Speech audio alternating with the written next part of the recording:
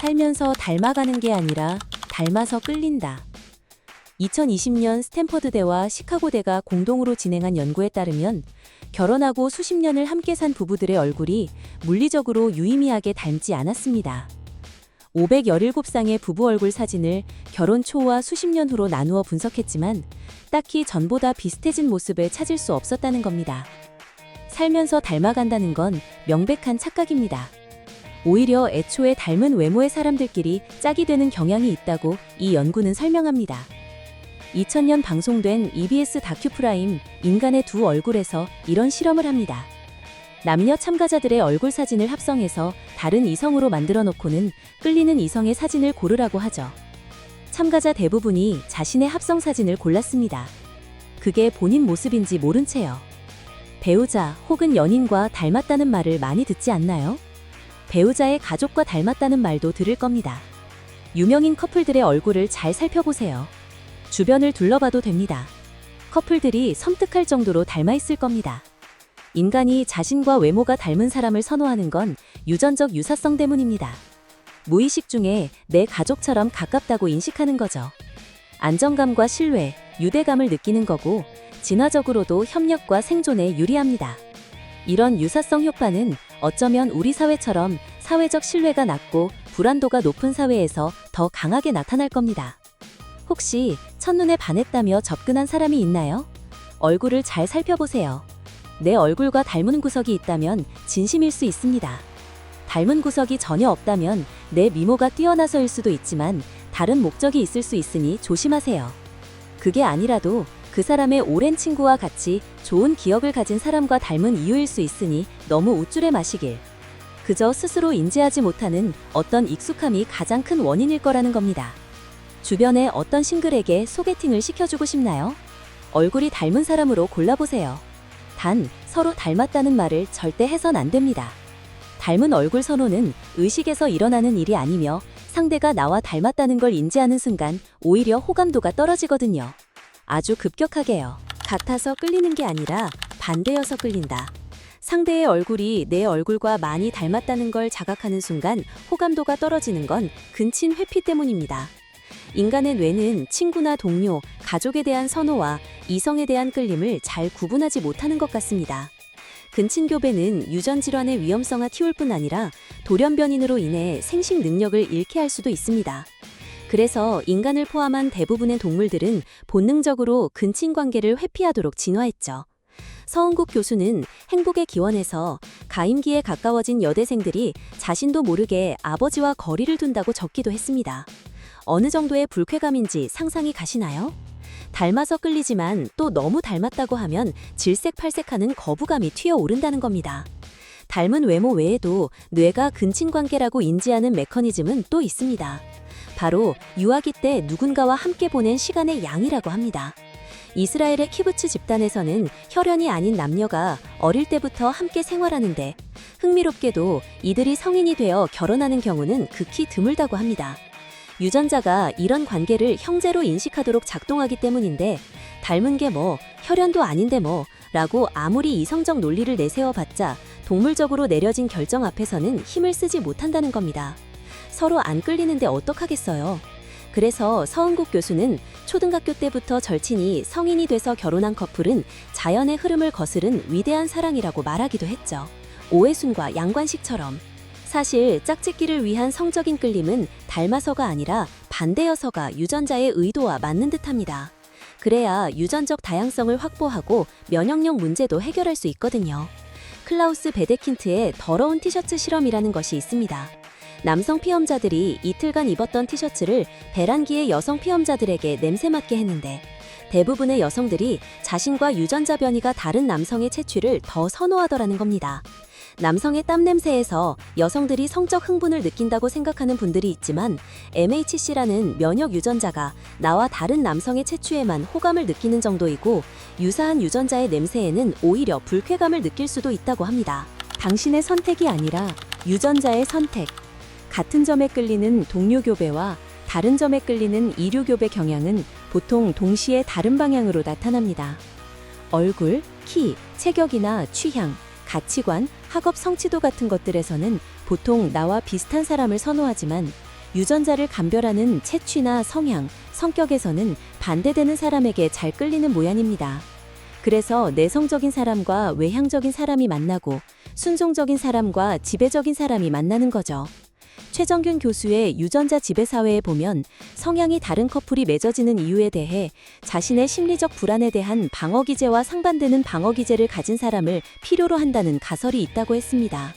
예를 들어 내가 불안할 때 감정을 쏟아내는 사람이라면 감정 억제나 자기 통제를 잘하는 사람이 나의 불안을 조절해 줄 거라는 무의식적 기대가 작용한다는 겁니다. 내가 반대나 비슷한 성향에 끌리는 건 보통 무의식에서 먼저 일어납니다. 상대가 왜 싫은지 역시 직관적으로 인지하지 못합니다. 여성들이 소개팅에서 만난 남자를 거절하고는 정말 다양한 이유를 대지만 그게 사실일 수도 전혀 아닐 수도 있다는 거죠. 대화가 안 통하거나 유머 코드가 안 맞거나 옷차림이나 위생 상태, 경제관념을 문제 삼기도 하지만 차은우나 이재용이 나왔다면 전혀 중요하지 않은 문제들이었을 수 있겠죠. 더럽다고 거절한 남사가 말끔한 옷차림에 비누 냄새를 솔솔 풍기며 나타났다고 극적으로 여성의 눈에 하트 뿅뿅이 그려지진 않았을 거라는 겁니다. 끌리면 운명인 거고 싫으면 상대의 문제인 거죠. 그저 어떤 상대가 양질의 번식에 유리한지 유전자가 판단한 대로 우리의 감정은 움직이지만 그게 자신의 판단이냥 스스로 그럴듯한 이유를 만들어내고 또 그게 사실이라고 착각하며 살 뿐이죠. 유전자의 선택이라고 하면 어떤 면에선 우릴 최적의 삶으로 이끌 것 같지만 그 선택이 반드시 우리를 행복하게 만들지는 않습니다. 반대인 사람에 끌려서 결혼했지만 결국 같은 이유로 헤어지기도 하거든요. 닮은 얼굴 따위는 두 사람이 잘 사는데 정말 아무런 영향을 주지 않으며 서로 다른 성향이 더 잘 산다는 과학적 증거는 어디에도 없습니다.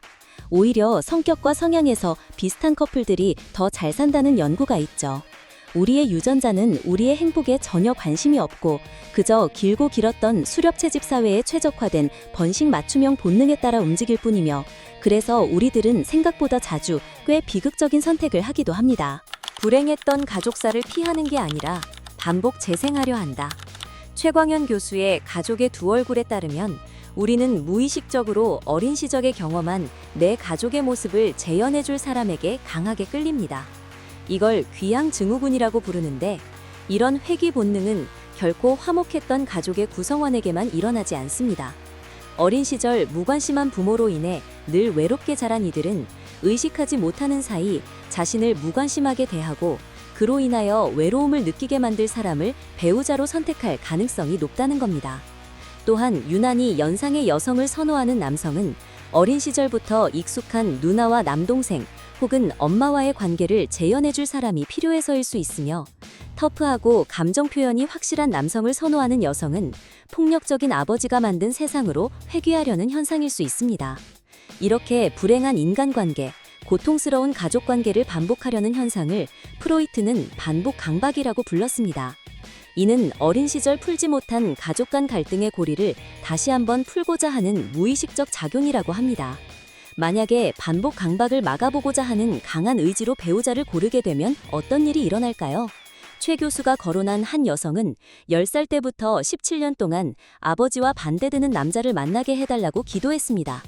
잘생기고 유능했지만 바람기가 있었던 아버지와 달리 외모도 능력도 떨어지는 사람을 만나서 결혼했는데 결국 남편의 외도 사실을 알게 되고 경악합니다. 엄마처럼 살지 않으려고 아버지와 정반대되는 남자를 일부러 찾아서 만났는데 엄마보다 훨씬 더 못한 현실에 처한 겁니다. 이게 무슨 영화 데스티네이션도 아니고 피할 수 없는 파국의 굴레일까요? 어쩌면 해결책은 독립밖에 없습니다. 물리적, 경제적, 정서적 모두에서 부모로부터 빠른 분리와 독립이요. 가족에 대한 미움도 애착도 멈추고 새로운 익숙함을 형성해야 합니다. 인간의 뇌는 긍정과 부정을 구분하지 못하며 밉다는 생각이든 좋다는 생각이든 반복해서 하게 되면 똑같이 밀착 형성을 하게 됩니다. 무조건 익숙한 걸 찾아간다는 거죠. 부모와 사이가 좋다고 해도 마찬가지입니다. 그것이 과한 밀착 관계라면 배우자에게 부모에게서 받은 걸 똑같이 요구하게 되고 기대에 부응하지 못하면 필요 이상으로 실망하고 분노하는 문제가 생길 수 있습니다. 상남자가 아니라 애견남에게 끌린다. 그렇다면 의식에서 일어나는 이성에 대한 선호는 어떨까요? 외모나 재력같이 꽤 노골적이며 전통적인 방식의 선호 역시 유전적 해석에서 벗어나기 어렵습니다. 남성이 젊고 아름다운 여성을 선호하는 것은 번식력을 판단하는 기준이 되기 때문이며, 마찬가지로 여성도 본능적으로 남성의 재력을 생존 안정성과 양육의 자원으로 판단한다는 것입니다. 서은국 교수의 말처럼 인간은 100% 동물일 뿐입니다. 번식과 생존을 빼면 그저 인형이 되어버리는 존재. 역사적 위인들이 전쟁을 승리로 이끌고 위대한 발명품을 남기고 명작을 그리고 하다못해 일방인들이 유머 감각을 키우고 착한 사람이 되려는 것도 다 짝짓기에서 유리한 위치를 차지하기 위함이라고 합니다. 이것을 피카소 효과라고 부르고요. 그럼에도 시대에 따라 이성에 대한 선호는 조금씩 변화하고 있습니다. 요즘 남성들은 여성의 외모는 물론 능력이나 재력을 함께 고려하는 방향으로 가고 있고요. 이것도 어찌 보면 자식들의 번식 경쟁력을 높이기 위한 전략일 수 있지만 어쨌든 그렇다는 겁니다. 여성의 경우 독립적이고 경제력이나 사회적 지위가 형성될수록 남성의 재력이나 권력은 상대적으로 덜 중요해지고 외모 선호가 높아진다네요. 근데 그게 흔히들 생각하는 근육질의 마초 이미지는 아닌 것 같습니다. 영국 세인트 앤드루스 대학 연구팀이 잘생긴 남성 모델의 얼굴 사진을 조작해 특정 부위를 더 남성적이거나 더 여성적으로 바꾸고 여성들을 상대로 선호도 조사를 했는데 여성적인 사진을 압도적으로 좋아했다고 하네요. 이건 무의식적으로 이 남자가 좋은 아빠가 될까? 관계에서 폭력적이지 않을까를 고민하기 때문이라고 합니다. 그리곤 여성적 얼굴을 양육 파트너로서 더 공감하고 정서적 안정을 줄 사람이라고 판단하는 거죠. 요즘 호리호리한 꽃미남이 왜 인기가 많은지 납득이 되는 부분입니다. 여성적 남성에 대한 여성의 끌림은 동물적 본능이 어느 정도 배제된 진짜 이성적 인간의 판단으로 보이기도 합니다. 이런 여성들도 단기적 관계나 배란기에는 마초적 남성에 끌린다고 하니까요. 이런 식이면 여성의 완경기에나 진짜 남자 보는 눈이 생기려나요? 영화 아프리카의 여왕에서 캐서린 헵번이 이런 말을 했답니다. 본성이란 우리가 그보다 더 나아지기 위해 있는 것이에요. 내 뇌를 관장하는 내 유전자는 내 행복 따위는 알 바 아니고 내가 안정적인 인생을 꾸려가려면 오로지 번식이 목적인 유전적 판단을 최대한 배제해야 할 것이니 인간으로 태어나서 가장 인간답게 살아가려면 자식을 안 낳는 게 최선인가? 겨우 찾아낸 답이 오로지 이것뿐이네요.